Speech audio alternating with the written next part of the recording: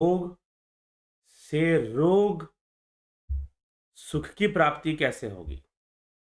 अर्थात भोगों से रोग बताया गया है, तो जीवन सुखी कैसे होगा? जीवन सुखी कैसे होगा, आनंदित कैसे होगा? फिर ये प्रश्न बन जाता है, क्योंकि भाई मनुष्य भोग में ही सुख को तलाश करता है। मनुष्य का यह मानना है, लोगों का यह मानना है कि हम भोगों को भोग कर ही सुखी जीवन व्यतीत कर सकते हैं। भोगों को भोग कर ही हम सुखी जीवन व्यतीत कर सकते हैं। लेकिन जब भोग ही रोग पैदा करेंगे, तो आदमी सुखी कैसे होगा? प्रश्न ये उठ जाता है। तो संसार में जो सुख की स्थिति है वह क्षणिक है, या भ्रम युक्त है, माया युक्त है। लेकिन सुखी होना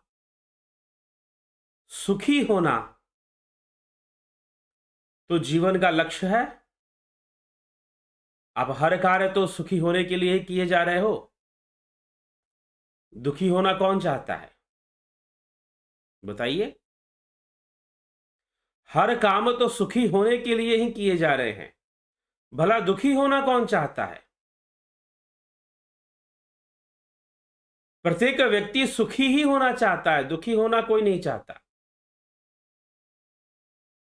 लेकिन ये संसार में जो सुख देने वाले विषय हैं, वह भी दुख रूप बन जाते हैं। अर्थात भोगों को अगर ज्यादा भोग लिया जाए, तो दुख भी प्राप्त होता है। तो भोगों को ज्यादा भोगने से जीव दुखी भी हो जाता है, फिर अशांत भी हो जाता है। तो दुख भी मिलते हैं फिर संसार में। तो संसार में वो कौन सा सुख है जो सर्वदा विद्यमान है, और वास्तविक सुख है क्या?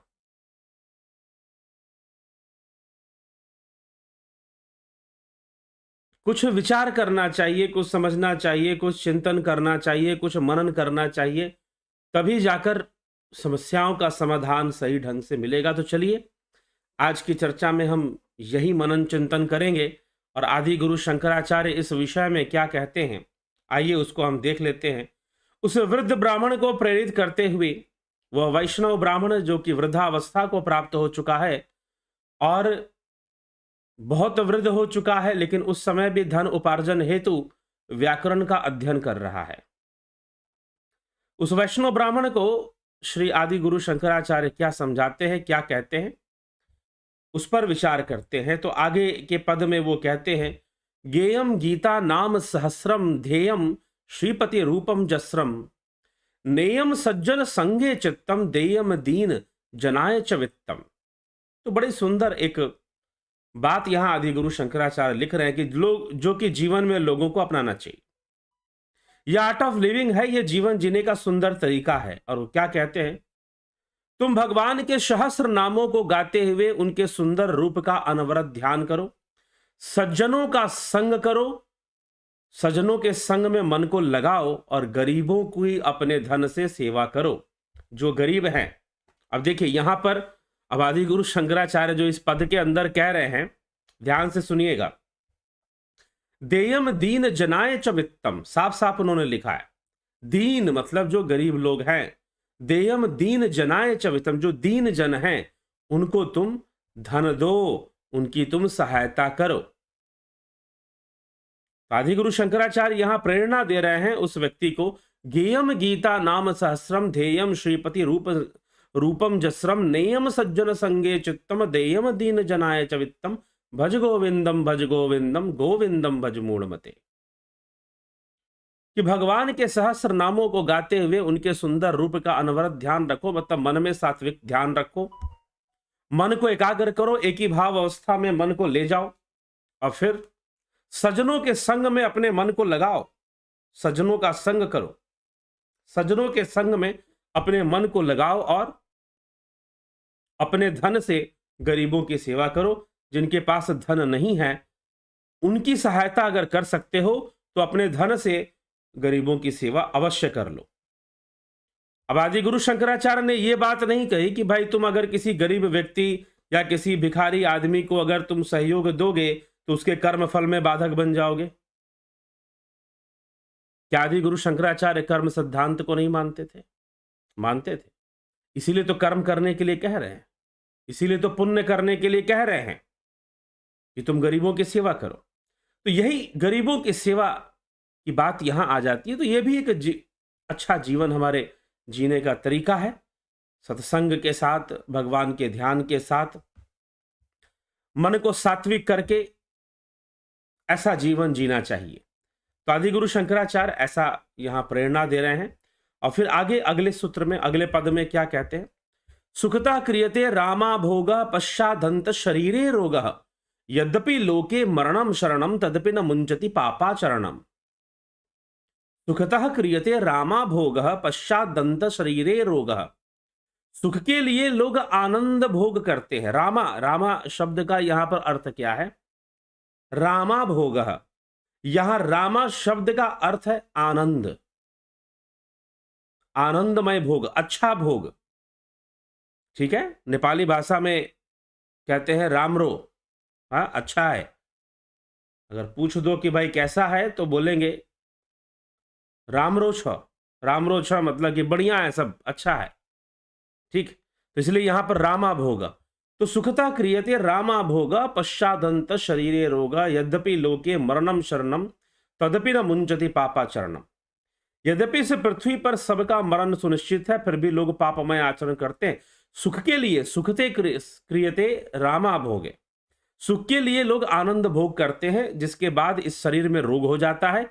यद्यपि इस पृथ्वी पर सबका मरण सुनिश्चित है फिर भी लोग पापमय आचरण को नहीं छोड़ते हैं।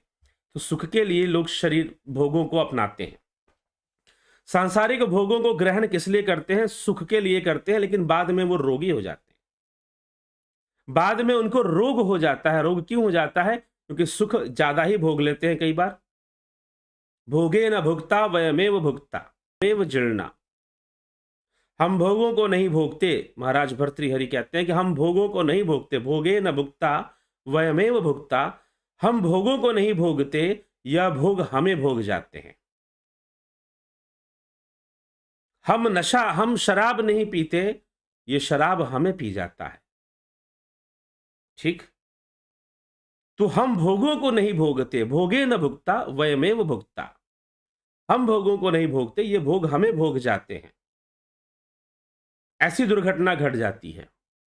सत्य तो यह है कि हमें भोग भोगने चाहिए थे, लेकिन हम नहीं भोग पाते भोगों को, ये भोग हमें भोग जाते हैं। ये बड़ी विकट समस्या यहां आ जाती है। तो यह एक कटु सत्य है कि रोग, भोग और रोग यह दोनों शरीर का धर्म है। शरीर है तो भोग भी है और रोग भी है। क्या ऐसी भी कोई अवस्था हो सकती है कि भोग हो और रोग ना रहे? तो जी नहीं, ऐसी तो कोई अवस्था नहीं बनती है। परंतु फिर भी अपने संयम से, अपने योग से, अब एक और शरीर का गुण है योग, लेकिन वो मनुष्य जीवन का गुण है। मनुष्य जीवन में ही योग संभव है। तो योग जो है वह मनुष्य जीवन की विशेषता है। तो भोग तो 84 लाख योनियों में और माया के वशीभूत जो जीव भटक रहा है, फिरत सदा माया करी प्रेरा, काल ही कर्म ही स्वभाव गुण घेरा, कबहू करी करुणा नर देही देत ईश बिनु हेतु सनेही। माया से प्रेरित होकर जो फिर रहा है, जो घूम रहा है, जो भटक रहा है, वह जीव है। वो अनेक योनियों में अपने कर्मों का फल भोगता है, तो वहां वह भोग भी करता है और रोगी भी होता है। लेकिन मनुष्य जीवन में भोग भी है, रोग भी है, और एक और विकल्प है योग का। इस भोग और रोग के चक्कर से बाहर निकलो तो योग करो। तो जो संयम से भोग करते हैं, जो अनासक्त भाव से भोग कर लेते हैं, अब ये बड़ी विचित्र सी भाव है। अनासक्त भाव से भोग करने की जरूरत क्या है? भोग होगा तो हमेशा आसक्त ही तो होगा, अनासक्त कैसे होगा? जी नहीं, जो योगी का जीवन है वह अनासक्त भाव से रहता है। वह भोगों के लिए बहुत व्यथित नहीं होता, वह भोगों के लिए बहुत व्याकुल नहीं होता। ठीक है? वह भोगों के लिए बहुत व्यथित नहीं होगा, बहुत व्याकुल नहीं होगा। भोग मिल गए तो ठीक, ना मिले तो भी ठीक। अब भोग भी तो दो रूप में हो सकते हैं, सुख और दुख के रूप में। तो रोग मिलेगा तो वह दुख के रूप में ही आएगा, सुख के रूप में नहीं आएगा। तो भोगों से रोग हो जाते हैं। हमें स्वादिष्ट भोजन बहुत प्यारा है और स्वादिष्ट खाना, मसालेदार खाना खाने के चक्कर में हम अपने आप को बीमार कर लेते हैं। यह परिणाम हो जाता है। इसी प्रकार से संसार के अनेक भोग जो हैं, वो कहीं न कहीं कोई ना कोई रोग पैदा कर देते हैं, कोई ना कोई समस्या खड़ी कर देते हैं। वह कोई ना कोई भोग जो है रोग पैदा करेंगे, कोई ना कोई समस्या खड़ी करेंगे। यह समस्या आ जाती है उस जगह पर। ठीक? तो यह समझने योग्य तथ्य है, यह समझने योग्य फिर बात हो जाती है कि भोग तो है, शरीर है तो भोग भी है, शरीर है तो रोग भी है, लेकिन संयम के साथ अगर भोगों में प्रवृत्ति बनाई जाए, संयम के साथ, इसलिए भोगों को भोगना और भोगों के बारे में जानना भी जरूरी हो जाता है फिर, ताकि आप संयम के साथ भोगों में अपनी गति को रख पाएं। नहीं तो यह भोग बहुत भारी नुकसान कर सकते हैं, बहुत भारी पतन कर सकते हैं, हमारा समय बर्बाद करते हैं और फिर रोग भी पैदा कर देते हैं। तो कई तरह की विपत्तियां भोगों के कारण हमारे जीवन में आ जाती है। इसलिए भोगों को करते हुए संयम को बरतें, संयमी बने। तस्याम संयमी जागृति, संयमी कोई जागता है, वो जागृत अवस्था में जीवन जीता है, सुषुप्ति अवस्था में नहीं। तो संयमी बनकर जो भोगों को भोगते हैं, रोग उन्हें सताते नहीं है फिर। और वैसे तो मृत्यु निश्चित है शरीर की, एक दिन इस शरीर को नष्ट होना ही है, तो मृत्यु निश्चित है। रोग तो आ ही जाएंगे, थोड़ा फिर भी समय देंगे आपको, काफी समय बाद आएंगे अगर उनको आना होगा तो। रोग तो आ ही जाएंगे, लेकिन फिर भी समय देंगे। तो इसीलिए यहां पर इसका महत्व लिया गया है, भोग और रोग का। और इसीलिए अब संसार में प्रश्न यह है कि संसार में रहना भी है। अब संसार में रहना है तो भोग होगा, रोग भी होगा, लेकिन साथ में अगर योग चलता रहे तो फिर ये भोग रोग अपनी अपनी जगह पे रहेंगे और हमें ज्यादा परेशान नहीं करेंगे। और हम शरीर को तो त्यागना सबको है, शरीर सब त्यागते हैं, मनुष्य हो चाहे पशु हो चाहे जो जीव जंतु हो, अपना देह त्यागते हैं। तो मनुष्य को भी अपना शरीर त्यागना ही है, निश्चित रूप से त्यागना है। तो मनुष्य शरीर त्यागे, उससे पूर्व अपना जीवन अच्छे से जिए, रोग से मुक्त जिए, संयम से जिए। अनेकों रोग होते हैं, भोगों से अनेकों रोग प्राप्त हो जाते हैं। गोस्वामी तुलसीदास जी इस विषय में लिखते हैं रामचरितमानस के उत्तरकांड में, जहां पर गरुड़ जी अपने साथ प्रश्न करते हैं और काकभूषणी जी उसका उत्तर देते हैं। वहां वर्णन आता है रोगों के बारे में। मानस रोग सुनहु तात यह मानस रोगा, तिनते दुख पावही सब लोगा। काम बात कफ लोप अपारा, क्रोध पीत रित छाती जारा। मोह सकल व्याधिन कर मूला, तिनते पुनि उपजहि बहुसूला। ठीक है, सारी व्याधियों का जड़ यह मोह है। अनेकों मानस रोग मनुष्य को लगे हुए हैं। काम वात कफ लोभ अपारा, काम से वात वृत्ति से काम बढ़ जाती है, काम से वात बढ़ जाती है। काम वात कफ लोभ अपारा, लोभ वृत्ति से कफ की वृद्धि हो जाती है, या कफ बढ़ने से लोभ वृत्ति अधिक बढ़ जाती है मनुष्य में। काम वात कफ लोभ अपारा, क्रोध पीत नित छाती जारा, पित्त बढ़ने से क्रोध भी ज्यादा बढ़ जाता है। तो अनेकों मानस रोग शरीर को लग जाते हैं, फिर मन को लग जाते हैं। मानस रोग है तो मन के रोग हुए ना, मानस रोग मन के रोग होते हैं। तो मन के रोग, काम वात, इसलिए कहा कि काम को वात से जोड़ दिया। वात बढ़ने से काम विकार बढ़ जाते हैं, कफ बढ़ने से लोभ विकार मन में ज्यादा आ जाता है, व्यक्ति ज्यादा लोभी हो जाता है, ज्यादा संचय पर ध्यान देने लग जाता है। पित्त की मात्रा बढ़ने से क्रोधी स्वभाव बढ़ जाता है, क्रोध बढ़ जाता है, व्यक्ति जल्दी उग्र हो जाएगा अगर पित्त की मात्रा शरीर में ज्यादा होती है। तो मन और शरीर का संबंध साइकोसोमैटिक डिजीजेस के रहस्य को गोस्वामी जी ने यहां पर बताया है, कैसे मन और शरीर एक दूसरे से संबंधित है। तो ये सारी प्रक्रियाएं चलती हैं। इसीलिए मनुष्य को चाहिए कि वो संयम का जीवन अपनाए, जब तक उसे जीना है, जब तक इस शरीर में रहना है, प्रारब्ध के वशीभूत अपने संयम को अपनाए, अपने संयम से ही जीवन जिए। संयम को ना तोड़े तो निश्चय ही इस जीवन को भी अच्छे ढंग से जी पाएगा, भोगों को भी ढंग से भोग पाएगा और एक अच्छा जीवन भी साथ में जी पाएगा। ठीक है, योग भी कर पाएगा, भोग भी भोग पाएगा, योग भी कर पाएगा। तो भोगों को भोग पाना भी योगियों के द्वारा ही संभव है। सबके द्वारा भोगों को भोग पाना संभव नहीं है। थोड़ा सा भोगेगा और आदमी रोगी हो जाएगा, बीमार पड़ जाएगा। अभी तो मन भरा भी नहीं था भोगों से, थोड़ा सा ही भोगा था कि शरीर ने जवाब दे दिया। और जब वृद्धावस्था आ जाएगी तो वो तो वैसे ही रोगों का घर बतलाते हैं, वो तो और हमें दुखी कर देती है। तो इसलिए विचार कर कर व्यक्ति को योगमय जीवन अपना लेना चाहिए, भक्तिमय जीवन अपना लेना चाहिए। और यही आदि गुरु शंकराचार्य उस वृद्ध ब्राह्मण को समझाने में लगे हुए हैं। तो हमें भी इस पर उसी ढंग से विचार करना चाहिए। तो भोग है तो रोग है और ये चलेगा। सुखता क्रियते रामा भोगा पश्चादंत शरीरे रोगा, यद्यपि लोके मरणम शरणम तदपि न मुंचति पापाचरणम। ये जानते हुए भी कि एक दिन मृत्यु हो जानी है, फिर भी पापमय आचरण मनुष्य नहीं छोड़ता।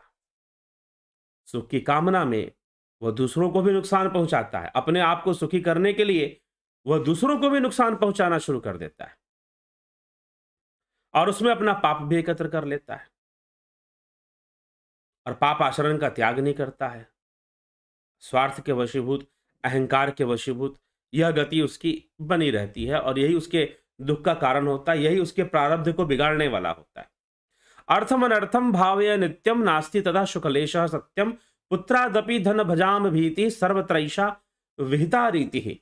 धन अकल्याणकारी है और इससे जरा सा भी सुख नहीं मिल सकता। ऐसा नित्य चिंतन करना चाहिए। धनवान व्यक्ति तो अपने पुत्रों से भी डरता है जी, और सबसे अधिक अगर डर और भय होता है तो ज्यादा अधिक धनवान व्यक्ति को होता है, धनवान व्यक्ति को होता है। कुछ वर्षों पहले मैं एक ऐसे ही किसी से मैं मिला, कुछ वर्ष पहले की बात है कि मैं किसी से मिला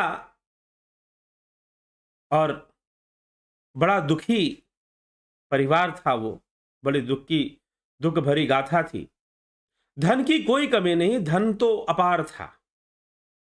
एक महानुभाव उन्होंने अपने जीवन में, वैसे भी वो धनवान घर में जन्म लिए, लेकिन अपने जीवन में उन्होंने अपार संपदा इकट्ठी की। अपनी संपत्ति, अपने मेहनत से भी, अपने कर्मों से भी, अपने व्यापार बिजनेस से भी उन्होंने बहुत धन खरीदा, बहुत धन एकत्र किया।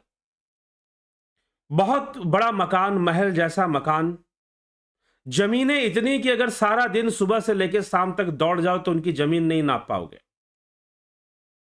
इतनी जमीन। तो भाई साहब जो थे, पति पत्नी, लेकिन निसंतान, कोई संतान उनकी नहीं हुई। तो अंत में उन्होंने एक बालिका को गोद ले लिया। अब बेचारे बहुत ही दुखी रहते थे, संतान तो नहीं हुई और धीरे धीरे जो भाई साहब थे उनकी मृत्यु हो गई। अब उनकी अर्धांगिनी बच गई जीवित। ऐसे नहीं कि बहुत कम उम्र में मृत्यु हुई, लगभग 55-60 साल उनकी उम्र हो चुकी थी, 60 के आसपास वो जा चुके थे, तब मृत्यु हुई। अब मृत्यु हो गई, पत्नी अकेले। एक जो गोद लिया था एक लड़की को, एक बालिका को, वो बड़ी हो गई, वो भी पढ़ाई लिखाई कर ली। अब इधर जो धर्म पत्नी है, अपार संपदा है, बड़ी बड़ी कंपनीज है, उन सबकी मालिक अब पत्नी है। उनकी भी उम्र 55-60 के आसपास। अब जो घर के जो दूसरे लोग हैं, देवर हैं या और लोग हैं, वो प्रतीक्षा कर रहे हैं कि अब ये कब मरेगी। इतने बड़े घर में जब वो मुझे मिली अपने पति के मृत्यु के बाद, तो अपने इतने बड़े महल जैसे घर में वो इतनी अकेली और इतनी भयभीत और इतने डिप्रेशन में कि पूछिए मत कि इतना प्रॉपर्टी, इतना धन क्या होगा। लोग लूटने पे पड़े हुए हैं, प्रतीक्षा कर रहे हैं कि ये भी जल्दी मरे तो फिर हम लोग आपस में बांटे। तो इसीलिए आदि गुरु शंकराचार्य कह रहे हैं कि धनवान व्यक्ति तो अपने पुत्र पर भी विश्वास नहीं करता। ठीक ना। उसके पास इतना धन हो जाता है कि रिश्ते बिगड़ने शुरू हो जाते हैं। तो पुत्र आदि धन भजाम भीति सर्वत्रैषा विहिता रेति, धनवान व्यक्ति तो अपने पुत्रों से भी भयभीत रहता है। तो इसलिए धन से तुम्हें सुख मिलेगा, इस चीज की कामना मत रखो, इस चीज की भावना मत रखो। सुख जो है, जो सांसारिक भोग विषय है, सांसारिक सुख का जो विषय है, वह तो तुम्हें अपने कर्म से ही प्राप्त होगा। नहीं तो बहुत सारे धनवान लोग हैं, धन बहुत है उनके पास, सुख नहीं है।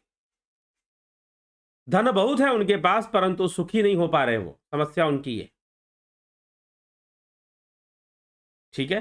तो इसीलिए आदि गुरु शंकराचार्य यहां कह देते हैं कि ऐसा सोच खत्म कर दो कि तुम्हें धन से सुखी हो जाओगे, नहीं हो पाओगे। नित्य इस बात को समझ लो, इसका चिंतन रखो कि धन से तुम कभी सुखी नहीं हो पाओगे।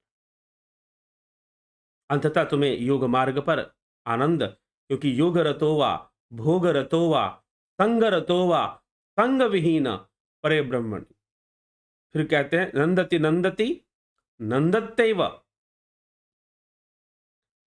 भोग रतो वा योग रतो वा भोग रतो वा संग रतो वा संग विहीन।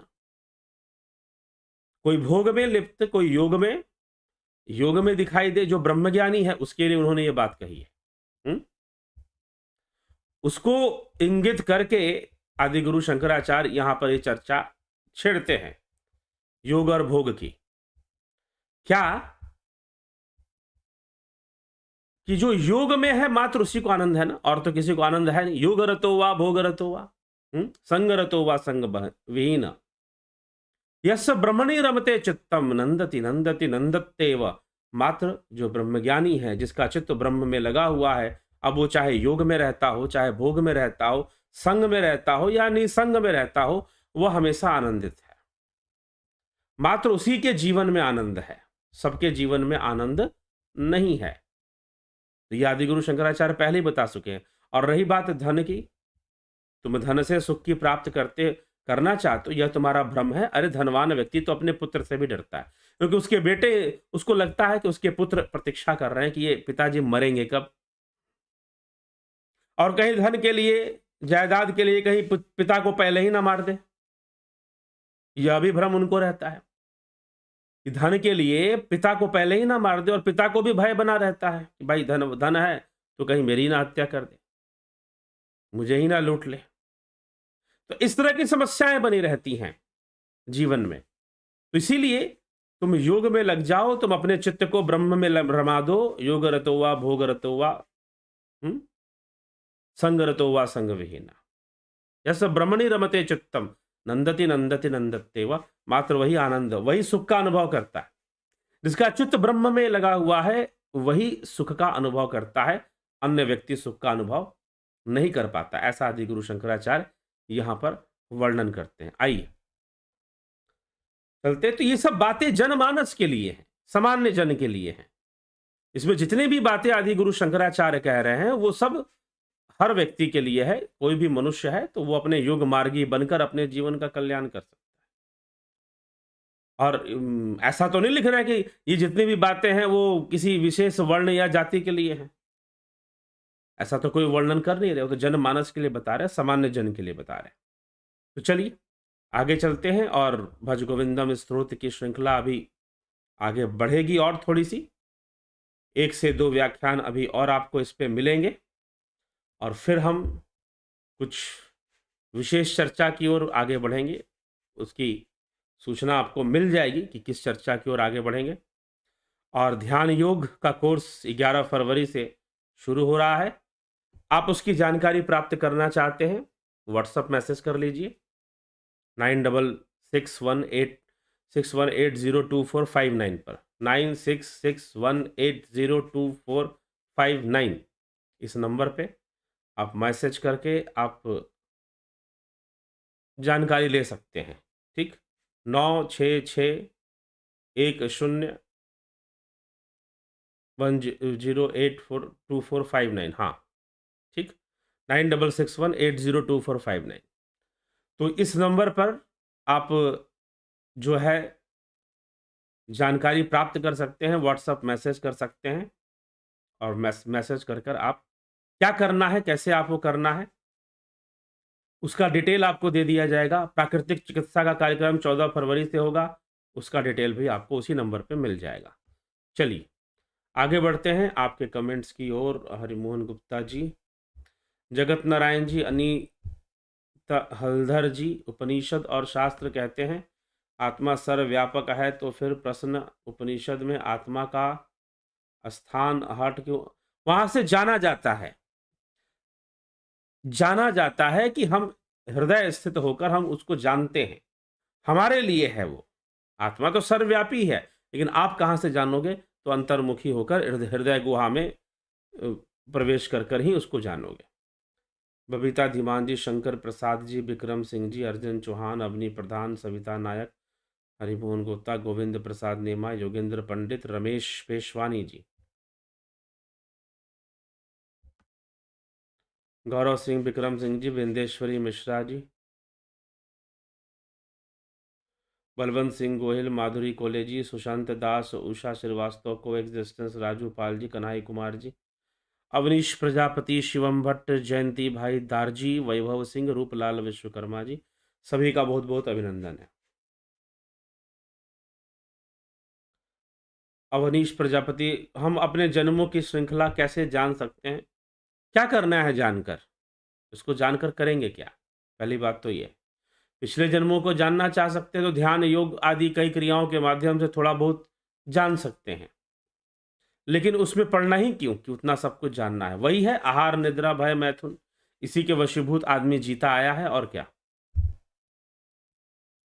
और इसी को लेकर झगड़ता आया है, झगड़े रहती हैं। भिखू कुचाड़िया जी, शिवम भट्ट जी, बिमला शाह जी, विनोद कुमार सूद जी, विनोद कुमार शर्मा, दिलीप विश्वकर्मा, भूप सिंह, स्मिता सावंत, नेगी मनोज, जयंती दत्ता, AK सिंह। जो ध्यान में तरह तरह के रंग देखते हैं, इसका क्या मतलब है? व्यक्तिगत प्रश्न है आपका, व्यक्तिगत रूप से पूछिए। दिखते हैं तो कोई बुरी चीज नहीं है, अच्छा अनुभव है, अच्छा संकेत है। ठीक।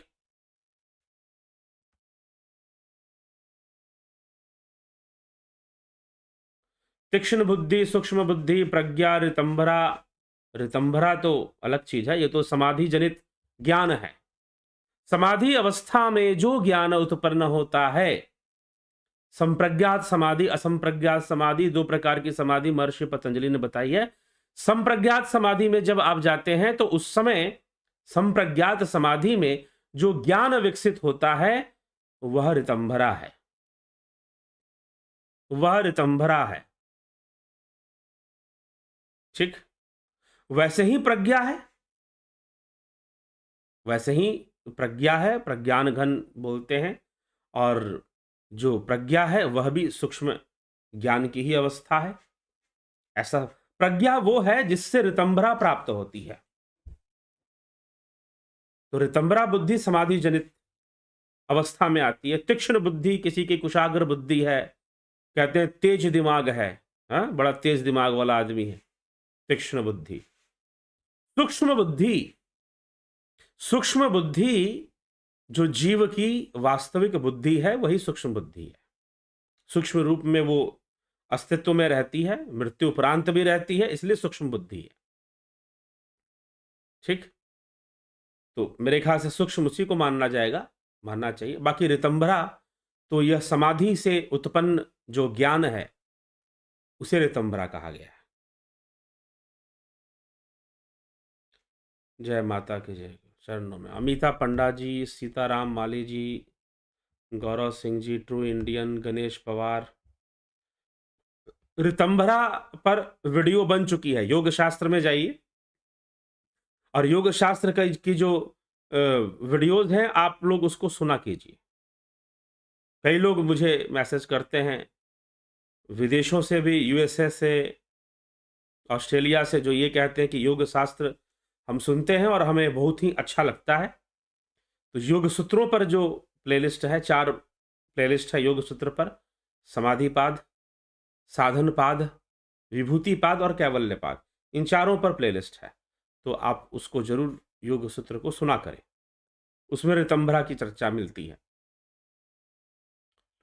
सीताराम माली जी, गौरव सिंह जी ट्रू इंडिया, गणेश पवार, जलाराम राय ट्रू इंडियन। क्या कलयुग में सिर्फ कृष्ण भक्ति करके ही मुक्ति पाई जा सकती है? मुक्ति क्या चीज होती है, बात बताइए।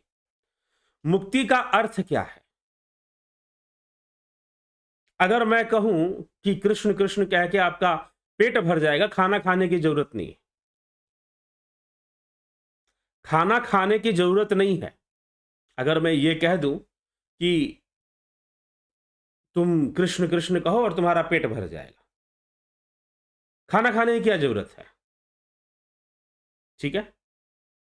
तो जब आप ये कहते हैं कि कलयुग में सिर्फ कृष्ण भक्ति करने से ही मुक्ति पाई जा सकती है, तो मुक्ति क्या चीज होती है?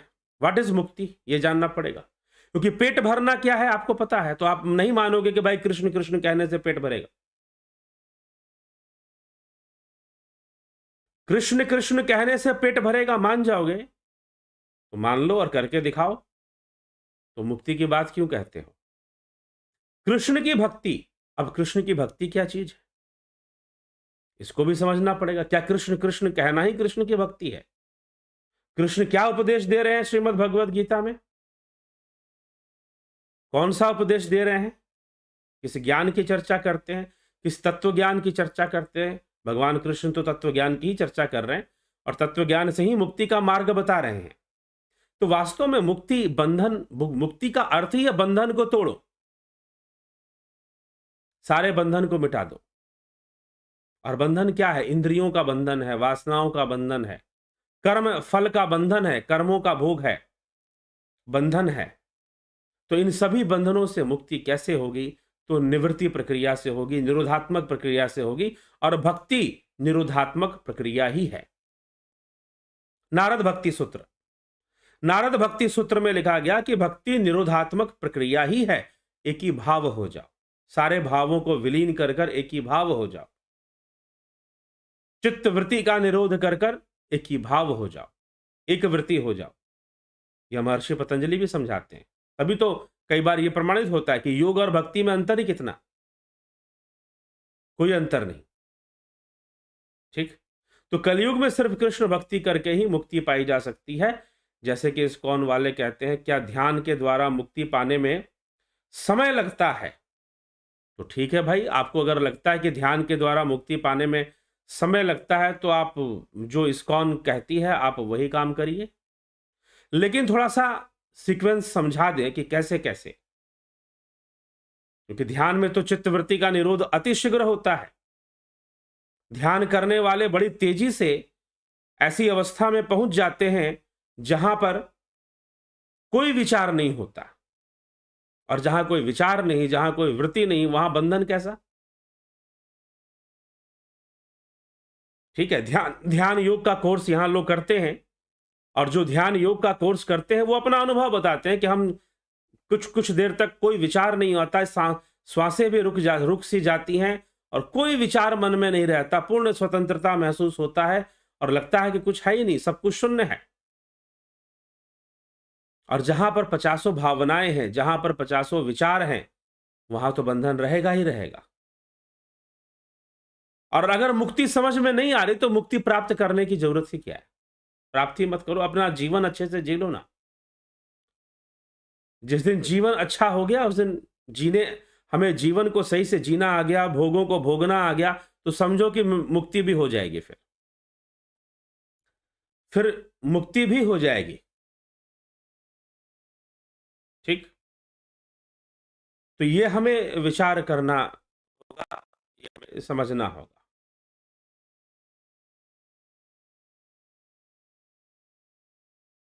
ये समझिए, मुक्ति किस चिड़िया का नाम है मुक्ति? क्यों चाहिए मुक्ति? क्या जरूरत है मुक्ति का?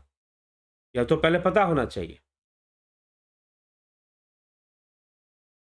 क्या सिद्धियों के चक्कर में पड़ने से भागवत प्राप्ति या मोक्ष प्राप्ति नहीं होती है? हाँ जी हाँ, बिल्कुल। अगर सिद्धियों के चक्कर में व्यक्ति पड़ जाए तो निश्चय ही वह मुक्ति में बाधा है। लेकिन अब यह बात बहुत अलग ढंग से कही जाती है। एक बात मुझे बताओ, खाना खाओगे तो स्वाद के चक्कर में मत पड़ो। खाना खाओ, अच्छा भोजन करो ताकि पेट भर जाए और शरीर स्वस्थ रहे, बड़ी अच्छी बात है। लेकिन स्वाद के चक्कर में पड़ोगे, स्वाद के चक्कर में पड़ोगे तो फिर दिक्कत हो जाएगा, फिर स्वादिष्ट भोजन ढूंढोगे।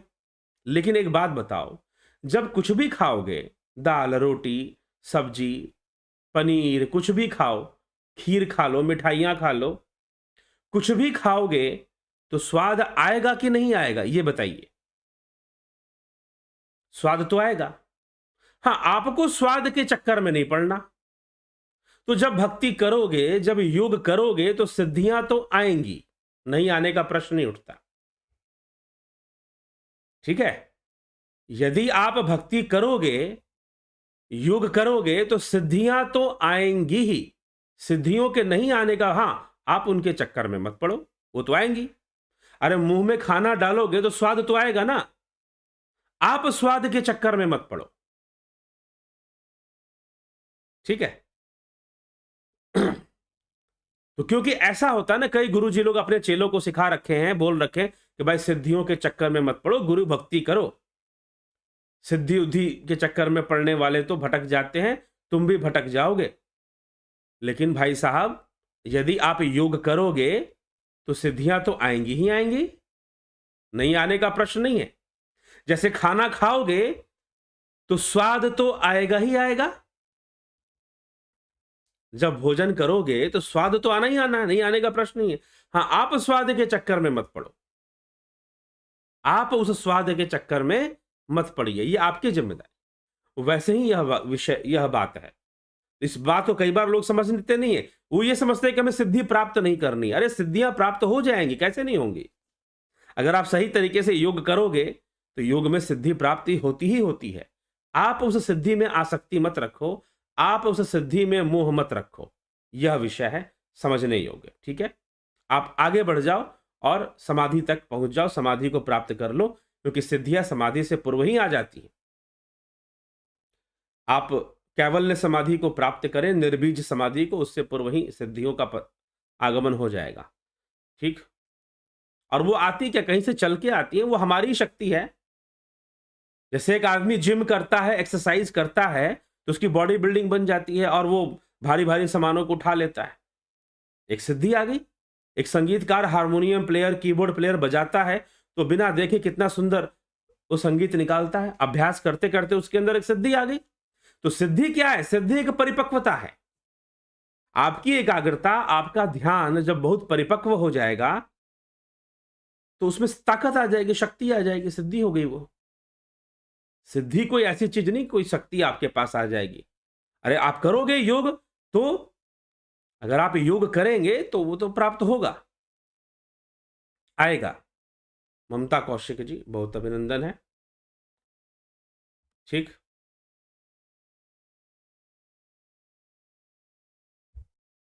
गलती से ग्रुप डिलीट हो गया,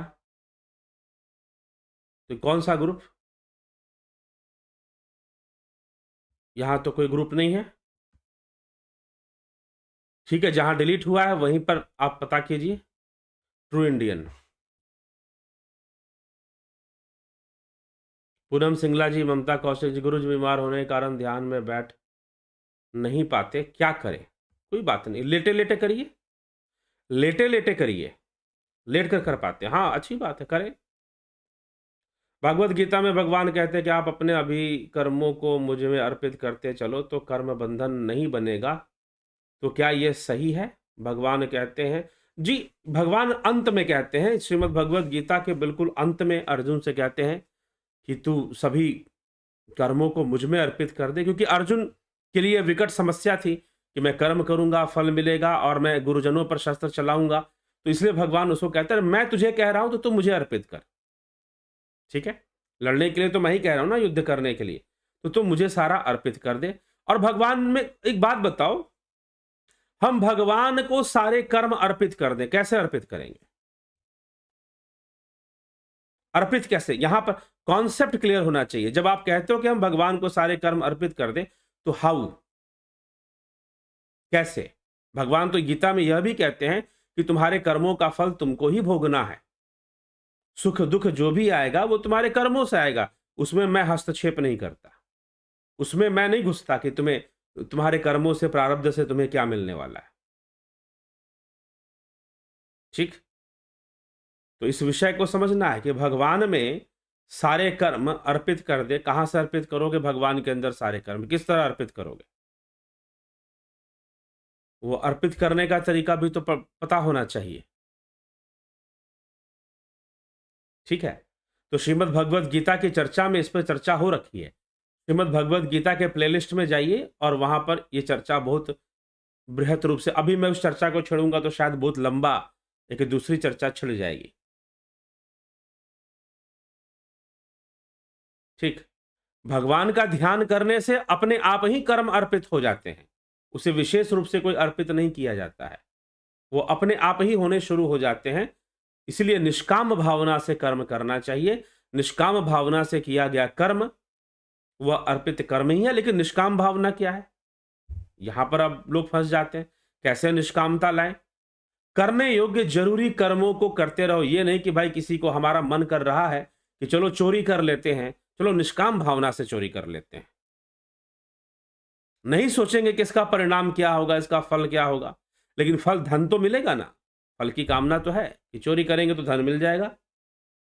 तो निष्काम भावना किसे कहते हैं, यह स्पष्ट होना चाहिए। इसी को भगवान कृष्ण ने कहा, अनाश्रितो कर्म फलम कार्यम कर्म करोति, या कि कर्म फल के प्रति बिल्कुल अनाश्रित होकर करने योग्य जो तुम्हारे कर्तव्य रूप में सामने उपलब्ध है वो कर्म करना चाहिए। ठीक है? और अर्जुन के सामने कर्तव्य रूप में उस समय युद्ध सामने खड़ा है। सतीश जी।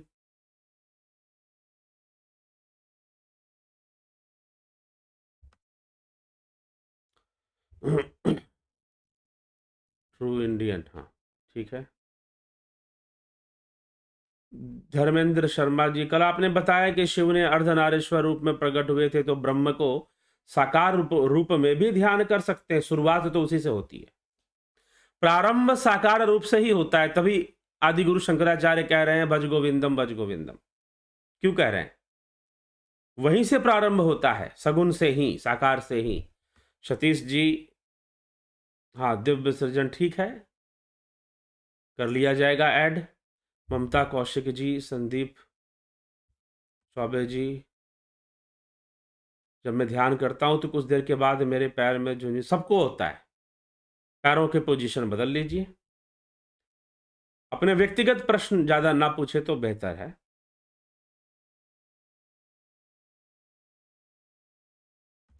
धर्मेंद्र शर्मा, क्या देवता सूक्ष्म शरीर हैं तो स्थूल शरीर कर भी सकते हैं?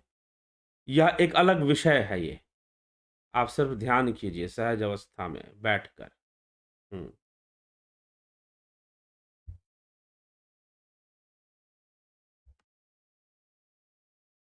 ठीक। क्या मैं सभी वीडियो देखूंगी भगवत गीता के? और गुरुजी, क्या गौतम बुद्ध का मार्ग सही है ध्यान के लिए? बात मार्ग तो सही है, लेकिन कोई सही से बताए तब तो बताने वाला भी तो मिलना चाहिए। ठीक है? नहीं तो ज्यादातर अधूरी बातें, खासकर विपश्यना के बारे में अधूरी क्रियाएं बहुत हैं, पूरी अंत तक नहीं ले जाया जाता। ठीक। शंकर राजपूत, संदीप हदेधर, क्या ठीक है? हाँ, हो जाते हैं जी। कैसे जुड़ सकते हैं? व्हाट्सएप मैसेज कर ध्यान योग का कोर्स करिए, उसकी डिटेल ले लीजिए तो जुड़ सकते हैं।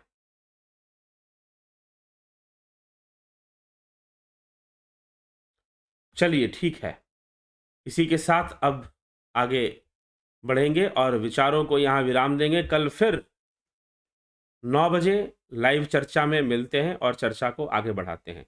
बहुत बहुत आभार आप सभी का।